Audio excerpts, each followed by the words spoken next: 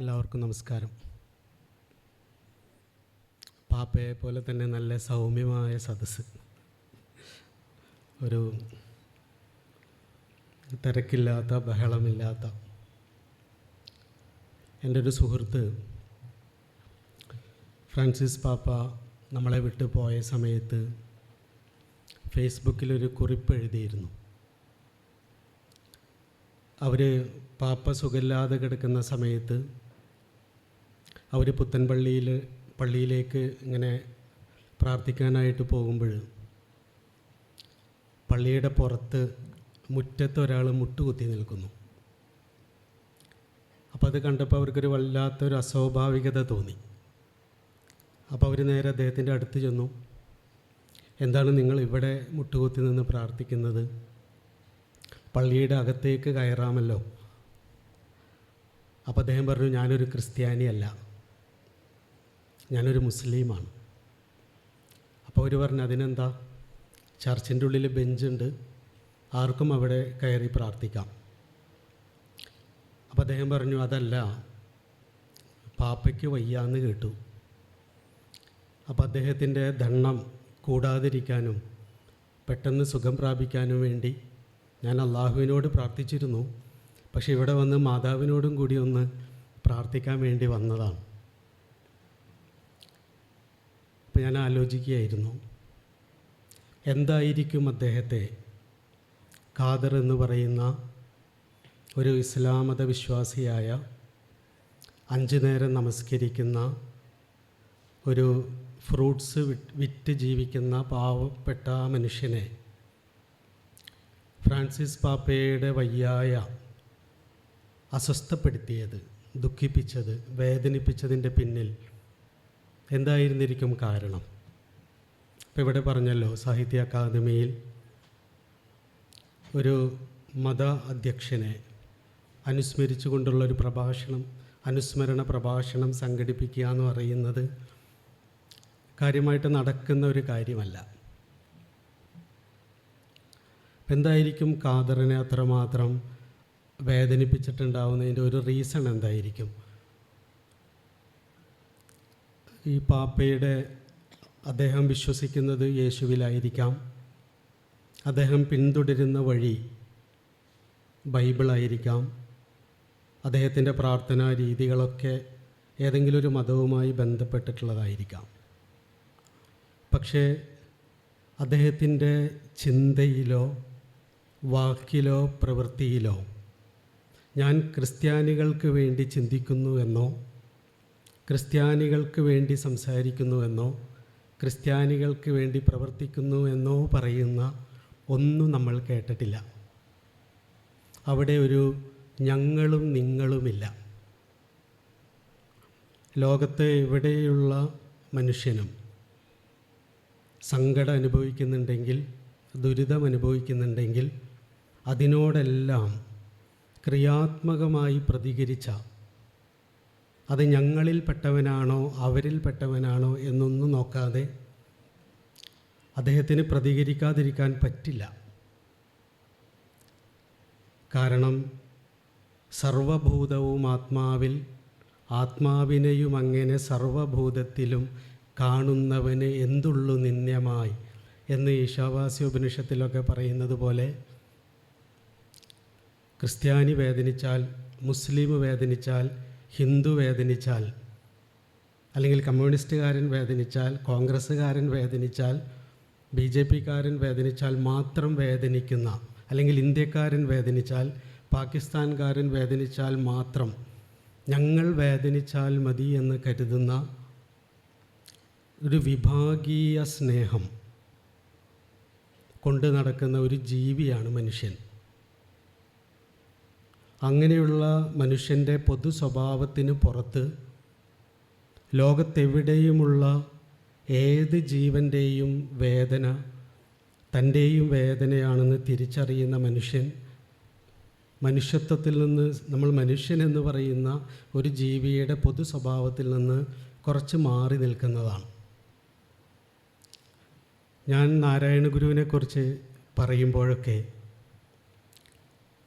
പലരും എന്നോട് ചോദിച്ചിട്ടുണ്ട്, എന്താണ് നിങ്ങളെ നാരായണ ഗുരു നിങ്ങളെ ഇത്രമാത്രം സ്വാധീനിച്ചതിൻ്റെ കാരണം എന്താണ് എന്ന് ചോദിക്കുമ്പോൾ ഞാൻ അദ്ദേഹത്തിൻ്റെ ജീവിതം ഞാൻ മനസ്സിലാക്കിയപ്പോൾ ഉൾക്കൊണ്ട ഒരു കാര്യം, അദ്ദേഹം ഏത് കൂട്ടത്തിൽ ചെന്നിരിക്കുമ്പോഴും കൂട്ടത്തിന് പുറത്ത് നിൽക്കുന്നവരെ കണ്ടിരുന്നു എന്നുള്ളതാണ്.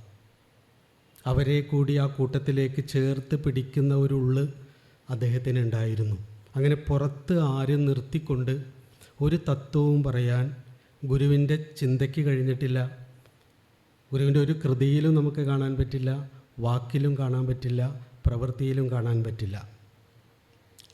നമുക്ക് ഒരു കാലത്തും ഉദാത്തമായ ദർശനങ്ങൾക്ക് ഒരു കുറവും ഉണ്ടായിട്ടില്ല, ഒരു കാലത്തും കുറവുണ്ടായിട്ടില്ല. ഈ പ്രപഞ്ചം മുഴുവൻ ഒന്നാണെന്നും എല്ലാ ജീവജാലങ്ങളിലും ഇരുന്ന് വിളങ്ങുന്നത് ഒരേ ഒരു ദൈവത്തിൻ്റെ ആത്മാവിൻ്റെ പ്രകൃതിയുടെ അംശങ്ങളാണെന്നും അതുകൊണ്ട് തന്നെ എല്ലാ തരത്തിലുമുള്ള അസമത്വങ്ങൾക്കും അതീതമായി ഇരിക്കേണ്ടവരാണെന്നുമൊക്കെ നൂറ്റാണ്ടുകളായി നമ്മൾ പറഞ്ഞുകൊണ്ടിരിക്കുന്നുണ്ട്. അത് ഉപനിഷത്തുകളിലുണ്ട്, വേദഗ്രന്ഥങ്ങളിലുണ്ട്, എല്ലായിടത്തുമുണ്ട്. പക്ഷെ അങ്ങനെയുള്ളൊരു മഹത്തായ ദർശനം പറയുമ്പോൾ അവിടെ ചിലരൊക്കെ ഇരുന്നാൽ മതി, ചിലരൊക്കെ പുറത്ത് നിന്നാൽ മതി, ചിലരൊന്നും ഇങ്ങോട്ട് പ്രവേശിക്കുകയും പോലും വേണ്ട എന്ന് പറയുന്നിടത്ത് ഒരു നീതികേടുണ്ടെന്ന് ചിന്തിക്കുന്ന മനുഷ്യർ വളരെ കുറവായിരുന്നു.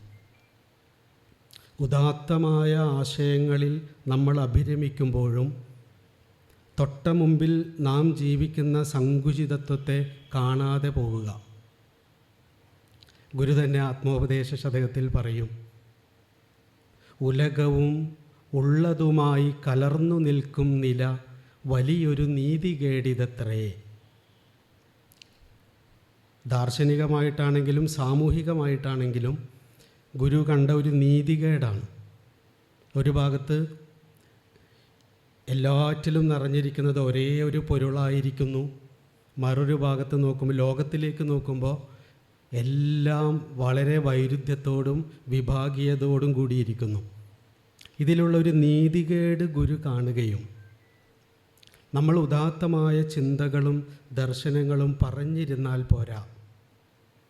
അതുകൊണ്ട് ഉദാത്തമായ ചിന്തകൾ ഉണ്ടായി എന്നതുകൊണ്ടോ ഉദാത്തമായ ആശയങ്ങളുണ്ടായി എന്നതുകൊണ്ടോ ഉദാത്തമായ വിശ്വാസങ്ങളുണ്ടായി എന്നതുകൊണ്ടോ ഒരാൾ നല്ല മനുഷ്യനാകുന്നില്ല. ഉദാത്തമായ ഒരു പ്രവൃത്തി നമ്മൾ ശീലിച്ചു പോന്ന നമ്മളുടെ ജീവിതചര്യകളെ സ്വയം ചോദ്യം ചെയ്ത് തിരുത്തുന്നിടത്താണ് ഒരു നല്ല മനുഷ്യൻ ജനിക്കുന്നത്.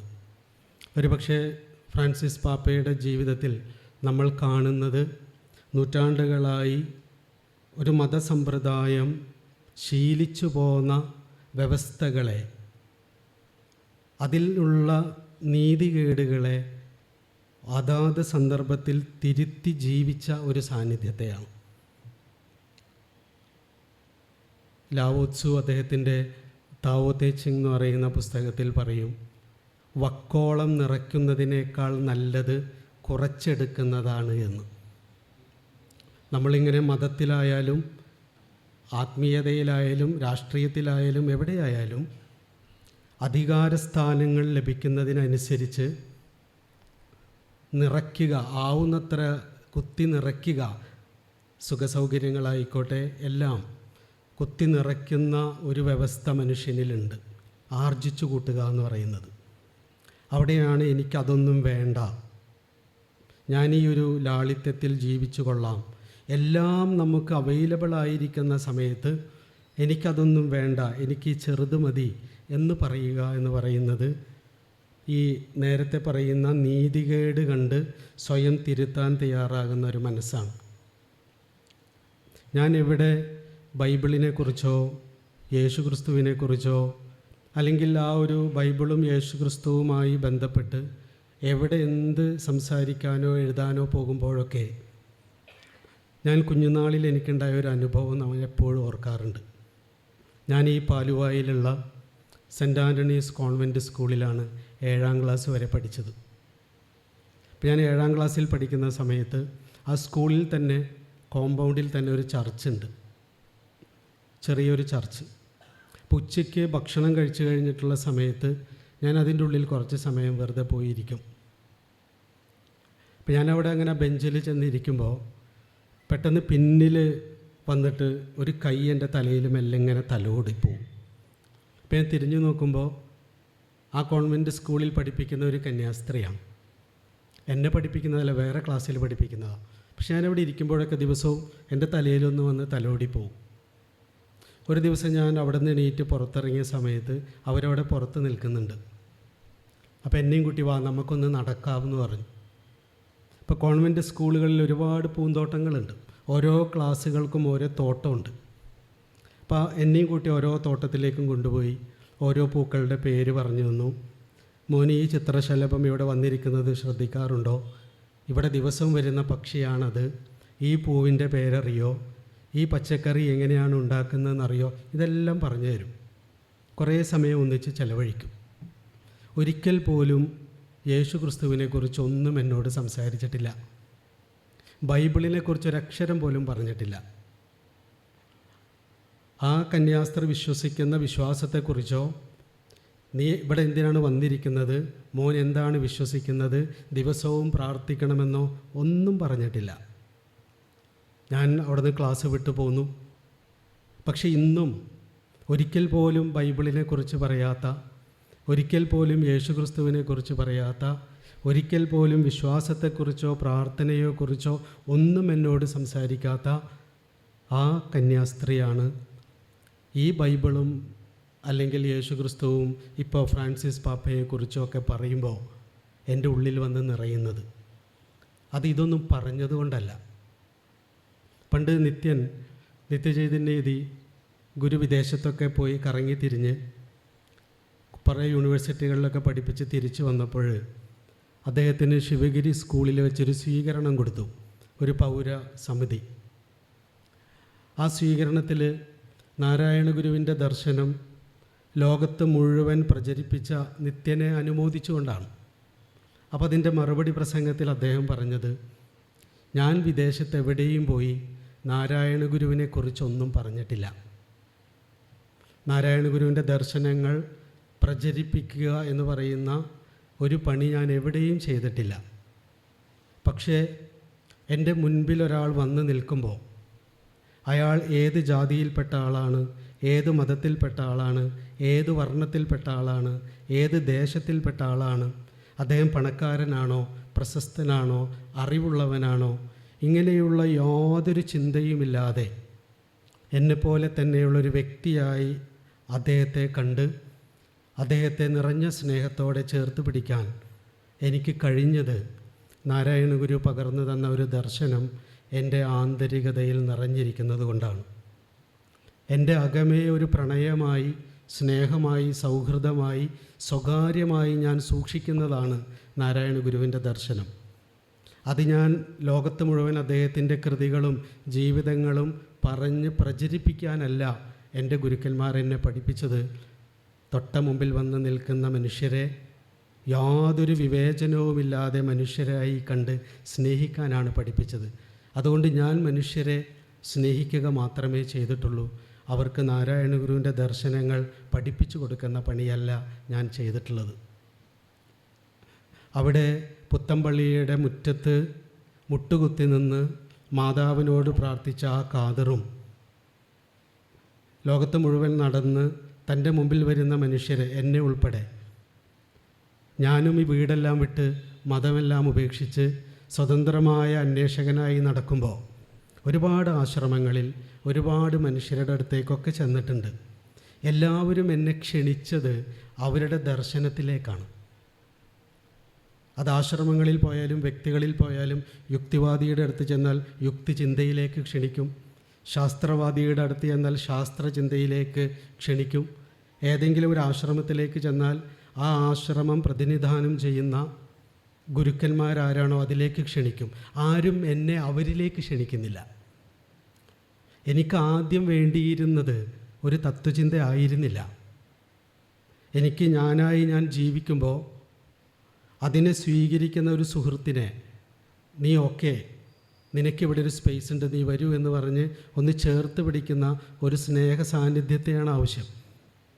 രണ്ടാമതാണ് എൻ്റെ ചിന്ത. നീ ഈ മതത്തിലല്ല വിശ്വസിക്കുന്നതെങ്കിൽ, നീ ഈ പ്രത്യേക ദൈവത്തിലല്ല വിശ്വസിക്കുന്നതെങ്കിൽ നിനക്കിവിടെ സ്പേസ് ഇല്ല. പിന്നെ എന്നെ നോക്കുന്നത് വേറെ രീതിയിലാണ്.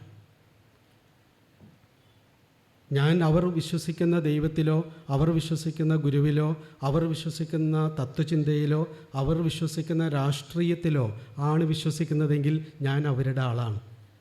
അവർ വിശ്വസിക്കുന്ന ചിന്തയോട് ചേർന്ന് നിന്നാൽ മാത്രമാണ് ഞാൻ അവരുടെ ആളാകുന്നുള്ളൂ. അല്ലെങ്കിൽ ഞാൻ അന്യനാണ്. പരിഹാസത്തോടെ, സഹതാപത്തോടെ, പുച്ഛത്തോടെയാണ് എന്നെ നോക്കുന്നത്. അവസാനം ആ യാത്ര ചെയ്തിട്ട് ഞാൻ എത്തുന്നത് നിത്യൻ്റെ അടുത്താണ്. നിത്യൻ ഒരിക്കലും അദ്ദേഹത്തിൻ്റെ അവസാന കാലം വരെ നീ എന്താണ് വിശ്വസിക്കുന്നതെന്നോ നീ ഏത് ചിന്തയിലാണ് ജീവിക്കുന്നതെന്നോ ഒരിക്കലും എന്നോട് ചോദിച്ചിട്ടില്ല. പക്ഷെ ആദ്യം അദ്ദേഹം ഒന്ന് ചേർത്ത് പിടിച്ചിട്ടുണ്ട്. ഇതൊന്നും ചോദിക്കാതെ ചേർത്ത് പിടിച്ച് ഭക്ഷണം കഴിച്ചോ എന്ന് ചോദിച്ചിട്ടുണ്ട്. ഒരു സ്പേസ് തന്നിട്ടുണ്ട്. ഇവിടെ നിന്നോളൂ എന്ന് പറഞ്ഞിട്ടുണ്ട്. ഇവിടെ നിൽക്കുകയാണെങ്കിൽ ഇവിടെ കാര്യത്തിൽ നീയും കൂടി സഹകരിക്കണം എന്ന് പറഞ്ഞിട്ടുണ്ട്. അപ്പോൾ അവരുടെ വിശ്വാസത്തിലേക്കോ ചിന്തയിലേക്കോ ഒന്നുമല്ല നമ്മളെ ക്ഷണിക്കുന്നത്. അത് എളുപ്പമുള്ള കാര്യമല്ല. അങ്ങനെ തന്നെയാണ്, അങ്ങനെ ഒരു വ്യക്തിത്വം, ഒരു സാന്നിധ്യമായതുകൊണ്ടാണ് പാപ്പയെയും നമ്മളിവിടെ അനുസ്മരിക്കുന്നത്. അദ്ദേഹത്തിൻ്റെ വിശ്വാസത്തിലേക്ക് നമ്മളെ ക്ഷണിക്കുന്നേയില്ല. അദ്ദേഹത്തിൻ്റെ വിശ്വാസം പ്രചരിപ്പിക്കലേ ആയിരുന്നില്ല. നാരായണ ഗുരു അനുകമ്പാ ദശകത്തിൽ പറയും, അരുളൻപനുകമ്പ മൂന്നിനും പൊരുളൊന്നാണ് ഇതു ജീവതാരകം. അരുളുള്ളവനാണു ജീവിയെന്ന് ഉരുവിട്ടിടുക ഈ നവാക്ഷരി. അരുൾ അൻപനുകമ്പ മൂന്നിനും പൊരുളൊന്നാണ് ഇതു ജീവതാരകം. ജീവനെ പ്രകാശിപ്പിക്കുന്ന നക്ഷത്രമായിരിക്കുന്നത്, ജീവനെയും ജീവിതത്തെയും പ്രകാശിപ്പിക്കുന്ന നക്ഷത്രമായിരിക്കുന്നത് അരുളും അൻപും അനുകമ്പയുമാണ്.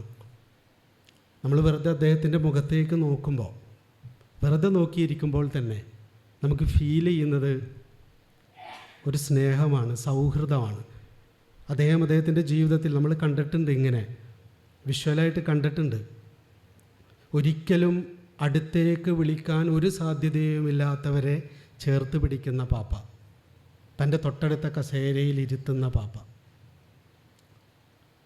എപ്പോഴും അധികാരസ്ഥാനത്തിൻ്റെ, അത് ഇന്നും എന്നും അധികാരത്തിൻ്റെ മുകളിലേക്ക് കയറിപ്പോകുമ്പോൾ തൊട്ടുകൂടാതെയും തീണ്ടിക്കൂടാതെയും അകന്നകന്ന് മാറി നിൽക്കേണ്ട ഒരു സമൂഹം അന്നും ഇന്നും എന്നും അറിവിൻ്റെ മേഖലയിലുണ്ട്, പ്രശസ്തിയുടെ മേഖലയിലുണ്ട്, മതത്തിൻ്റെ മേഖലയിലുണ്ട്, എല്ലാ മേഖലയിലുണ്ട്.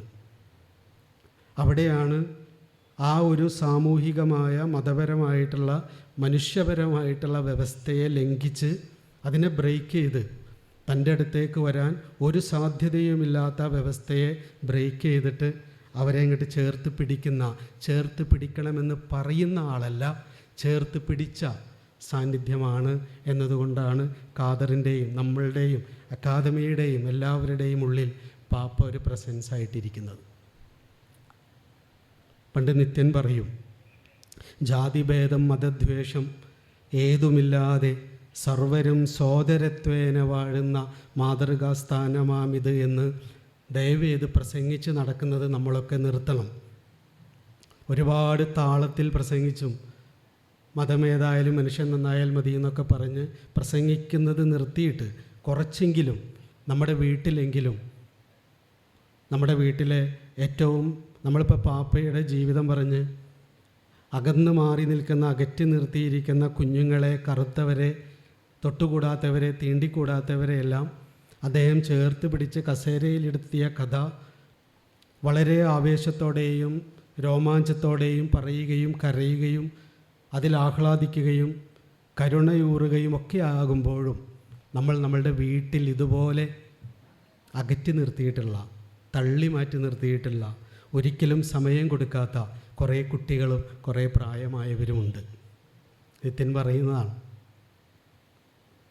അപ്പോഴാണ് നമ്മൾ ആലോചിക്കുന്നത്, ഒരു നമ്മുടെ സ്വന്തം വീട്ടിലുള്ള നമ്മൾ തീരെ പരിഗണിക്കാതെ തള്ളി മാറ്റി നിർത്തിയിട്ടുള്ള ആ കുട്ടികളെ, ആ പ്രായമായവരെ ഒന്ന് ചേർത്ത് പിടിക്കാനുള്ള ഒരു മനസ്സ് നമുക്കുണ്ടാകുന്നിടത്താണ് ഒരു പാപ്പ അല്ലെങ്കിൽ അങ്ങനെയുള്ള മനുഷ്യരെ നമ്മൾ റിയലായിട്ട് അനുസ്മരിക്കുന്നത്. ഞാനിപ്പോൾ വരുന്നത് കുറ്റിപ്പുറത്തു നിന്നാണ്.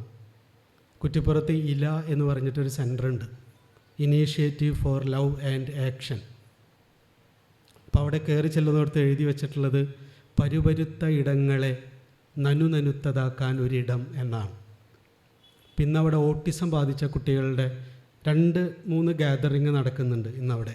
ആ 2-3 ഗ്രൂപ്പുകൾക്കിടയിൽ അവരുടെ കൂടെ ഇരുന്നിട്ടാണ് ഞാൻ വരുന്നത്. ഒന്ന്, ഓട്ടിസം ബാധിച്ച 10-15 കുട്ടികൾ ഒരു സ്ഥലത്ത് വട്ടം കൂടിയിരിക്കുന്നു. അവരുടെ അമ്മമാർ മാറി കുറേ കസേരയിലിരിക്കുന്നുണ്ട്. ഞാൻ ഈ ഓട്ടിസം ബാധിച്ച കുട്ടികളുടെ അടുത്ത് കുറേ സമയം ചിലവഴിച്ചിട്ട് ആ അമ്മമാരെ നോക്കുമ്പോൾ അമ്മയുടെയും കണ്ണ് തുറന്നിട്ടില്ല, കറുത്തിരിക്കുകയാണ് കൺപോളകളൊക്കെ. കാരണം ഓട്ടിസം ബാധിച്ച കുട്ടികളുടെ അമ്മമാർക്ക് ഒരിക്കലും ഉറങ്ങാൻ കഴിയാറില്ല. അവിടെ ഒരു ഓട്ടിസം ബാധിച്ചവർക്ക് വേണ്ടിയിട്ടുള്ള ഒരു ഹോം തുടങ്ങിയിട്ടുണ്ട്. ആ ഹോം തുടങ്ങാനുണ്ടായ ഒരു കാരണം നജീബ്ക്ക പറഞ്ഞത്, ഒരമ്മ പറഞ്ഞത് 30 വർഷമായി രാത്രി ഒന്ന് പൂർണ്ണമായിട്ട് ഉറങ്ങിയിട്ട് എന്നാണ്. എന്നിട്ട് ഈ സ്ഥലത്തേക്ക് അവരുടെ ഓട്ടിസം ബാധിച്ച കുഞ്ഞിനെ ഒരു റീഹാബിലിറ്റേഷൻ സെൻ്ററാണ്, അവിടേക്ക് കൊണ്ടുവന്ന് അവിടെ താമസിപ്പിച്ച് അവിടെ കൃത്യമായി ട്രെയിനിങ് കൊടുക്കാൻ ആളുണ്ട്. പിന്നെ അമ്മയോട് പറഞ്ഞു നിങ്ങൾക്ക് എപ്പോൾ വേണമെങ്കിലും വന്ന് കാണാം. എന്നിട്ട് അമ്മ പറഞ്ഞത് 30 വർഷത്തിന് ശേഷം ഞാൻ ആദ്യമായിട്ട് ഇന്ന് സുഖമായിട്ട് കിടന്നുറങ്ങിയെന്നാണ്, ഈ ഹോമിലേക്ക് വന്നതിന് ശേഷം. നമുക്ക് ചുറ്റും നമ്മുടെ വീടിൻ്റെ അടുത്ത് ഇപ്പം എന്നെ കഴിഞ്ഞ ദിവസം വിളിച്ചത് പാവറട്ടിയിൽ നിന്ന് എനിക്കൊരു കോൾ വരികയാണ്. ഒരു അമ്മ വിളിക്കുകയാണ്. ആ അമ്മ മനോരോഗിയായി. ഇപ്പോൾ അവർ മനോരോഗത്തിന് മരുന്ന് കഴിച്ചുകൊണ്ടിരിക്കുക. 24 വയസ്സുള്ളൊരു മകനുണ്ട്, ഓട്ടിസം ബാധിച്ചാണ്, നല്ല ആരോഗ്യമുള്ള മകൻ. അവൻ വളരെയധികം വയലൻ്റാവും. അവനിപ്പോൾ വയറ്റിലൊരു ചെറിയൊരു മുഴ വന്നിട്ടുണ്ട്. ചാവക്കാടുള്ള ആശുപത്രിയിലേക്ക് കൊണ്ടുപോകണം. അവനെ ആശുപത്രിയിലേക്ക് കൊണ്ടുപോകണമെങ്കിൽ ആരെങ്കിലും അവൻ്റെ കൈ കെട്ടിയിട്ട് വേണം കൊണ്ടുപോകാൻ. കാരണം പൊട്ടിത്തെറിച്ച് അലറി വിളിക്കും. പക്ഷെ അവരെ സഹായിക്കണമെങ്കിൽ അവരുടെ റിലേറ്റീവ്സൊക്കെ ഉള്ളത് കോട്ടയത്താണ്. അവർക്ക് അവിടെയുള്ള ആളുകളായിട്ട് കാര്യമായിട്ട് ബന്ധമില്ല.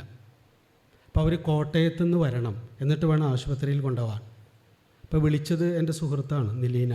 നിലീന ഇവിടെ ഉണ്ട്, നിലീനയുടെ പരിചയത്തിലുള്ള ആളാണ്. അപ്പോൾ എങ്ങനെയെങ്കിലും ഒരു സഹായം, ആശുപത്രിക്കാർ ഇവിടെ വന്ന് ചികിത്സിക്കുക, എന്ത് ചെയ്യും? നമ്മുടെ തൊട്ടമുറ്റത്തുള്ള ഇങ്ങനെ കുറച്ച് മനുഷ്യരുണ്ട്, നമ്മൾ വേണ്ടത്ര കാണുന്നില്ല. പിന്നെ ഞാൻ വന്ന് എനിക്ക് യാതൊരു സമാധാനമില്ല ഇത് കേട്ടാൽ. എങ്ങനെയെങ്കിലും അതിനൊരു പരിഹാരം ഉണ്ടാക്കി കൊടുത്തേ പറ്റൂ. ഇപ്പം ഇന്നിപ്പോൾ ഡോക്ടറെ വിളിച്ചു, അദ്ദേഹം വേണ്ടത് ചെയ്തു കൊടുക്കാമെന്ന് പറഞ്ഞു. പക്ഷേ ആശുപത്രിക്കാർക്ക് വരാൻ പറ്റില്ല, അത് വരണമെങ്കിൽ വേറെ ഓർഡർ വേണം. അപ്പോൾ ഇന്നിവിടെ വന്ന് ഇവിടുത്തെ തൃശ്ശൂരുള്ള പെയിൻ ആൻഡ് പാലിയേറ്റീവിലെ ഇന്ദിരാമയുണ്ട്. ഇന്ദിരാമയോട് ഞാൻ ഇത് പറഞ്ഞു. അപ്പോൾ ഇന്ദിരാമ ഉടനെ തന്നെ ഫോൺ എടുത്ത് പാവറട്ടിയിലേക്ക് വിളിച്ചു. അവിടുത്തെ പെയിൻ ആൻഡ് പാലിയേറ്റീവിൻ്റെ ആളുകളെ വിളിക്കുന്നു. അവരുടനെ നമ്പർ എടുക്കുന്നു, വാങ്ങിക്കുന്നു. ഇനി അവർ എല്ലാം ചെയ്തു കൊള്ളാം, ആശുപത്രിയിൽ കൊണ്ടുപോകുന്നതും കാര്യങ്ങളൊക്കെ നോക്കിക്കൊള്ളാമെന്ന് പറഞ്ഞിവിടെ വന്നപ്പോൾ എനിക്കൊരു എന്താ പറയുക, പാപ്പയെ പോലെയുള്ളവരോട് നീതി പുലർത്തിയ ഒരു സമാധാനമുണ്ട്. അപ്പോൾ ആ നജീബ്ക്ക, അവിടെ വന്നിരിക്കുന്ന ഓട്ടിസം ബാധിച്ച കുഞ്ഞുങ്ങൾ, അവരെ നോക്കുന്ന അമ്മമാർ, അവരുടെ ദൈന്യത, അവർക്ക് വേണ്ടി ഇത് കണ്ട് അവിടെ ഒരു ഹോം തുടങ്ങാൻ സഹായിച്ച മനുഷ്യർ, ഇപ്പോഴും തൊട്ടപ്പുറത്ത് നമ്മളുടെ ഗ്രാമത്തിൽ വളരെയധികം വിഷമം അനുഭവിച്ച് തൻ്റെ കുഞ്ഞിനെ 24 വയസ്സായ വയലൻ്റാകുന്ന ഓട്ടിസം ബാധിച്ചൊരു കുട്ടീനെ ആശുപത്രിയിലേക്ക് കൊണ്ടുപോകാൻ എന്ത് ചെയ്യുമെന്നറിയാതെ ആ കുട്ടീനെ നോക്കി മനോരോഗിയായതാണ് അമ്മ. എന്നിട്ട് അമ്മയുടെ അനിയത്തി വന്നിട്ടാണ് നോക്കുന്നത്. അവിടെ സ്ത്രീകൾ മാത്രമേ ഉള്ളൂ. വയറ്റിൽ മുഴ വന്ന് വേദന അനുഭവിക്കുന്ന ഈ ഇയാളെ കുട്ടിയല്ല, ഒന്ന് ആശുപത്രിയിൽ കൊണ്ടുപോകാൻ എന്ത് ചെയ്യുമെന്ന് അറിയാതെ ആദി പിടിച്ചിരിക്കുന്ന ആ മനുഷ്യർക്ക് ഇവരൊക്കെ ദൈവങ്ങളാണ്. നാളെ ഇന്ന് തന്നെ പോയി നോക്കാമെന്ന ഒരാൾ ഇപ്പം തന്നെ പോയിരിക്കുകയാണ്. ഞങ്ങളുടെ നാട്ടിൽ ഞാൻ ചെറുപ്പത്തിൽ ഞങ്ങളെ മദ്രസയിലെ പ്രധാനപ്പെട്ട പുരോഹിതന് വീട്ടിലാണ് ഭക്ഷണം. അപ്പോൾ ഞാൻ ചെറുപ്പത്തിൽ ഞങ്ങളുടെ നാട്ടിലെ എവിടെ അന്ന് ഈ ഓലക്കുടിലുകൾ ഒരുപാടുണ്ട്. അപ്പോൾ ഈ ഓലക്കുടിലുകൾ മഴക്കാലമാകുമ്പോൾ ചോർന്നൊലിക്കുമ്പോൾ ആ ഓലക്കുടിലുകൾ കെട്ടിക്കൊടുക്കാൻ, ആരെങ്കിലും അസുഖം വന്നാൽ അവർ ആശുപത്രിയിൽ കൊണ്ടുപോവുക, ആരെങ്കിലും മരിച്ചാൽ അല്ലെങ്കിൽ കല്യാണ വീടുകളിൽ തലേന്ന് തന്നെ പോയിട്ട് കാര്യങ്ങളൊക്കെ ചെയ്തു കൊടുക്കുക, ഇതൊക്കെ ചെയ്തു കൊടുക്കുന്ന ഒരു സലീംക്ക, ഒരു ജോസേട്ടൻ, ഒരു വിജയൻ, ഇവർ 3 പേരാണ് ഇതിൻ്റെ മുഖ്യ സ്ഥാനത്തുണ്ടാവുക. ഇവർ 3 ആളും അമ്പലത്തിൽ പോകുന്നവരുമല്ല, നിസ്കരിക്കുന്നവരുമല്ല, ചർച്ചിൽ പോകുന്നവരുമല്ല. ഞാനാണെങ്കിൽ ഫുൾ ടൈം ഭക്തനാണ്. ഇപ്പോൾ രാത്രിയിൽ ഭക്ഷണം കഴിക്കാൻ വന്ന മൊയിലേരോട് ഞാൻ ചോദിച്ചു, മുസ്ലിയാരെ, നമ്മുടെ നാട്ടിൽ എല്ലാ കാര്യങ്ങളും ഏത് മനുഷ്യന് എന്ത് പ്രയാസം ഉണ്ടായാലും സഹായിക്കുന്നത് ഈ ജോസേട്ടനും ഈ വിജയനും ഈ സലീംക്കൊക്കെ കൂടി ചേർന്നിട്ടാണ്. അപ്പോൾ ഇവരൊന്നും പള്ളിയിൽ പോവുകയോ ദൈവത്തെ ആരാധിക്കുകയോ നിസ്കരിക്കണോ ഒന്നും കണ്ടിട്ടില്ല. അപ്പോൾ ഇവരൊക്കെ സ്വർഗത്തിൽ പോകുമെന്ന് ചോദിച്ചു. അപ്പോൾ എന്നെ ഒരുപാട് സ്നേഹമുള്ള മുസ്ലിയാർ പറഞ്ഞു, അവരൊക്കെ വളരെ നല്ലവരാണ്, വളരെ സ്നേഹമുള്ളവരാണ്, നല്ല കാര്യമാണ് ചെയ്യുന്നത്. പക്ഷേ ഏകദൈവത്തിൽ വിശ്വസിക്കാത്തത് കൊണ്ടും ദൈവത്തിന് വേണ്ടി ആരാധന ചെയ്യാത്തത് കൊണ്ടും അവർ നരകത്തിലേ പോകൂ. ഉടനെ ഞാൻ ആ മയിലവരോട് പറഞ്ഞു, എന്നാൽ ആ മതത്തിൽ ഞാനില്ല. അങ്ങനെയാണെങ്കിൽ അതാണ് മതമെങ്കിൽ. പക്ഷെ എന്നെ സംബന്ധിച്ചിടത്തോളം ഇന്നും എൻ്റെ നാടിനെ ഓർക്കുമ്പോൾ ആ നാട്ടിലുള്ള പ്രാർത്ഥിക്കുന്ന ധ്യാനിക്കുന്ന ആളുകൾ ആരുമല്ല എൻ്റെ നെഞ്ചിൽ വന്ന് നിറയുന്നത്. ഈ സലീംക്കയും ജോസേട്ടനും അതുപോലെ തന്നെ ഈ സലീംക്കയുമാണ്. ആ കാരുണ്യത്തിൻ്റെ, ആ നന്മയുടെ, ആ വെളിച്ചത്തിൻ്റെ പ്രതിനിധികളാണ്, അല്ലെങ്കിൽ അതിൻ്റെ കേന്ദ്രസ്ഥാനത്ത് ജീവിച്ച മനുഷ്യർക്കിടയിൽ ജീവിച്ചു പോയ അത്തരം സാന്നിധ്യങ്ങളുടെ പരമ്പരയിൽ വന്ന് പിറന്ന ഒരു നക്ഷത്രമാണ്, ഒരു ജീവതാരകമാണ് ഫ്രാൻസിസ് പാപ്പ. നമ്മളുടെ ചിന്തകൾക്കും വിശ്വാസങ്ങൾക്കും പ്രാർത്ഥനകൾക്കുമൊക്കെ അപ്പുറം അന്യരെന്ന് കരുതി നാം തള്ളി മാറ്റിയിട്ടുള്ളവരെ, അന്യരാണെന്ന് കരുതി നമ്മളിൽ നിന്ന് അകന്നു നിൽക്കുന്നവരെ ചേർത്ത് പിടിക്കാനും അവരിലേക്ക് ചേർന്ന് ചെല്ലാനും കഴിയുന്ന ഒരു മനസ്സ് നമുക്കുണ്ടായി വരുമ്പോൾ നമ്മൾ പാപ്പയുടെ അനുസ്മരണത്തിൻ്റെ ഭാഗമായി തീർന്നു എന്നാണ് ഞാൻ വിശ്വസിക്കുന്നത്. ഇവിടെ വരാനും ആ ഒരു കാരുണ്യത്തെക്കുറിച്ചും സ്നേഹത്തെക്കുറിച്ചും ചേർത്ത് പിടിക്കലിനെക്കുറിച്ചും കുറച്ച് സമയം സംസാരിക്കാനും കഴിഞ്ഞതിൽ സന്തോഷം. എല്ലാവർക്കും നമസ്കാരം.